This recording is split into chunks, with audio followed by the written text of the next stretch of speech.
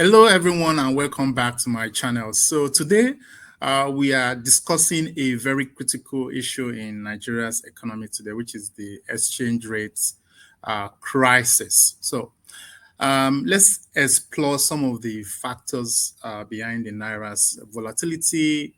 We will probably talk about the impact it has have on businesses, the impact it's having currently on consumers. We'll probably talk about some of the potential solutions to that. So if you're interested in Nigeria's economy, understanding the exchange rate crisis is a very big step, first step in probably in trying to navigate today's economic challenges. Again, as you can see on the screen, so exchange rate hits a record low of about 1,600, 800 to a dollar in November. And on the black market, as we call it, it's probably even worse. I think it's changes for about 1,800 at a point, in September and October. So really, things have really gone bad. But then let's first understand what are the causes of, the Naira exchange rate volatility. Because if we don't understand where the problem is coming from, probably don't know how to solve it, right? So the first point I want to make is the oil dependency of the country.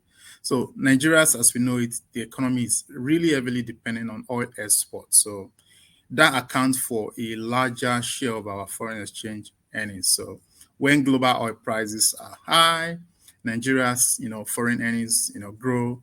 When the oil prices go down, the foreign exchange earnings and reserves also deplete. So all of this puts a lot of pressure on the naira's value. So the first big, cause of the current naira's volatility is because our economy is heavily dependent on oil. So the second point I want to talk about, which is linked to oil, is the foreign, reserves. So reserve is just how much of your foreign exchange you've really earned over time and you have saved. What happens is that these foreign reserves, countries use it to stabilize their currency, and if you don't make a lot of that, you don't have the power to to manage your currency. So meaning that you're very susceptible to global market changes, and we have seen over time that the decreasing foreign reserves in the country makes it very difficult for us to maintain higher value of the naira. The third, cause which I have also highlighted here is what is inflation. Inflation is a big deal. It's probably a problem for everything. Higher inflation rate influences the naira definitely. So when inflation rates are high, what's the foreign with the central banks typically do is to do monetary tightening, and as they are trying to do this, put all of these policies in place, simultaneously they are putting a lot of pressure on the naira, and generally the currencies tend to weaken when inflation is high. The last point, which is also linked, is the trade deficit. And what is really trade deficit? It's just comparing the value of the imports the country is, making to the value of exports. So if Nigeria imports, vast array of all of the goods we consume, from food to technology to everything, what happens is that imports are higher than how much of exports we make. And what happens is that the value of the currency reduce. So it depreciates. So generally, countries always try to make their import to be lesser than their export so that they can, maintain a stronger currency. So I'm just saying that as long as demand for foreign currency to pay for most of our imports remain high, the naira value will continue to depreciate. And again, this is like a big, giant, web of all of the interactions between some of the factors that cause the naira value to depreciate. So let's talk about the impact of the exchange rate crisis on businesses. And the way I like to say it is, what is the impact of the currency crisis that we have on import dependent businesses?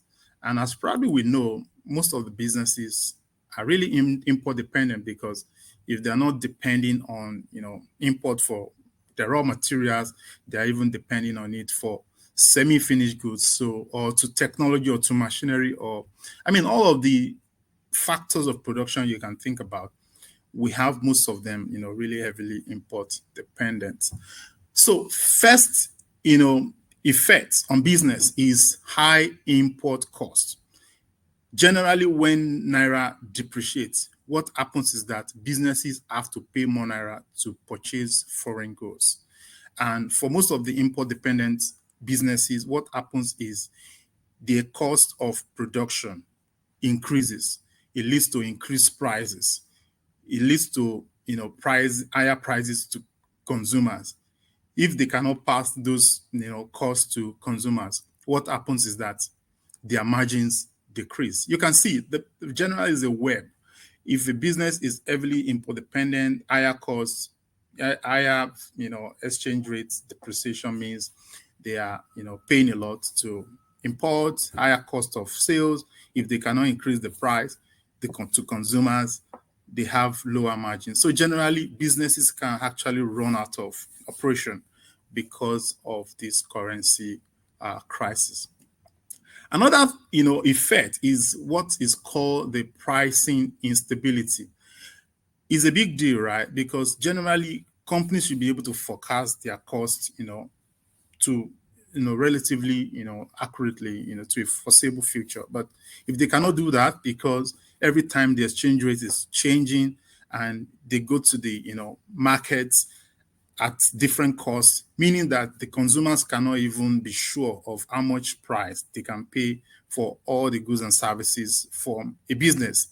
Is a big problem, because if it is very challenging for you to forecast your costs, it means that you cannot plan well. It means that profitability will reduce, because if consumers are reacting to constant changes in pricing, it means that you have to bear the brunt of a higher cost and you can run out of business. The last point I want to make here is, closure, which is definitely linked. So as the operational cost of running businesses become very high, profitability reduces. Some businesses are forced to downsize. In extreme cases, some of them shut down. And generally, this have like a broader impact on, employment, on the income of the country, the general GDP of the, economy. So economy as a whole gets a very big hit because of, foreign exchange crisis. Okay, let's talk about the impact on consumers, which is the big deal, right? Again, let's look at rising, prices of goods and services, which is like the biggest problem we have seen from this current foreign exchange crisis. So look at the screen. Items, such as food, electronics, even healthcare products, they have become very expensive over time, and it's affecting the average purchasing power of, Nigerian. So as prices rises, what happens is that many consumers are forced to cut back on the essential spending, and we have seen that over time, the imported inflation we have gotten has been translated to higher food inflation for the country, and generally is affecting the standard of living. So again, it's everywhere in the news. Inflation and standard of living means that the erosion of purchasing power due to inflation leads to like decline in standard of living of the people. You can see imported inflation price rise by 89% in 4 years. What that means is that middle and low income households are hit the hardest. They spend a higher percentage of their income on food, on transport, and that means that they are poorer. Look at it. In the news, African prices soar amidst high import reliance. What does that mean? It means that, again, that's the last point I want to make here. It means that there is a kind of limited access to foreign goods. So, with higher import prices, businesses might decide to limit the range of imported goods they offer, or stop even importing, altogether. What that means is that the consumers also have like low choice options, in the market to buy what they really want to buy. I mean, most of these imported items, they're probably not within reach of an average consumers anymore. So again, lastly, let's talk about the solution, right? The solution to stabilizing the naira. I mean, it's still everywhere in the news. Inflation, inflation, inflation. People are really getting hit by the news of inflation. Okay, now let's talk about the solution. So the solution to the current crisis, the first one is diversifying exports. And if we go back to the my initial point around what are the causes of this, the first one is you need to diversify away from oil. So one of the most sustainable solutions is to diversify the Nigeria's export base. That has always been, on the forefront of most of the government policies, just that we've not seen it, being implemented actively. So we need to move away, move away completely, not completely, but I mean, drastically away from, oil, revenue. Because if we're able to stabilize our revenue from non-oil, what happens is that our currency is not susceptible to the oil market. Another thing is to boost local production. It looks like trivia, but if we don't build a domestic production base, we will continue to rely on imports. And as we import more goods, what happens is that the trade deficit becomes, imbalance. What happens is that we import, inflation into the country. So as we expand or, encourage local production, what happens is that we can stabilize our currency using the local industry. The third point is improving foreign reserves. Again, the central bank can strategize, on how to increase foreign reserves, such as encouraging foreign investment, boosting remittances. We also know that they can't do that alone because foreigners come to invest in an economy where they are guaranteed of rule of law, they are guaranteed of security. They know that the economy is viable. So we just say that any attempt to increase foreign reserves means that the currency can stabilize. And lastly, we need a lot of trade partnerships. We need to expand our trade partnerships beyond the current, partners we have, on a global scale. We need to think about what are the countries, organizations that can offer us favorable terms. So that is all we need to do, to at least to start the process of stabilizing the currency. Yeah, to wrap it up. So what we've been discussing is the exchange rate crisis in Nigeria. I mean, it's a complex issue and it has a very far-reaching effect. We have seen some of them playing out because, the impact it has on businesses because it increases their production, it reduces their margin, it forces them out of business sometimes. On individuals, we've seen that it reduces their standard of living, definitely. And, it forces individuals to, use most of their income on food and transport because, those are the essential and their prices are high.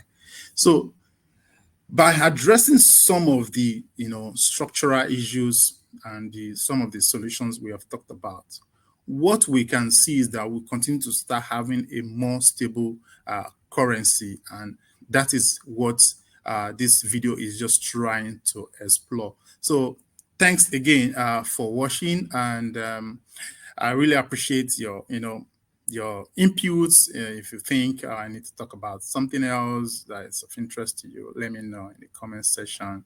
I will see you again in my next video. Take care of yourself. Bye.